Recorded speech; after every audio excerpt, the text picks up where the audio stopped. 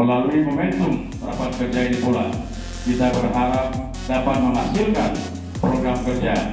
yang benar-benar bermuara pada peningkatan kualitas dan kuantitas, karena peran KONI Aceh Besar sebagai induk sekaligus payung bagi pengurus-pengurus cabang olahraga tentunya tetap berperan dalam pembangunan keolahragaan di Kabupaten Aceh Besar.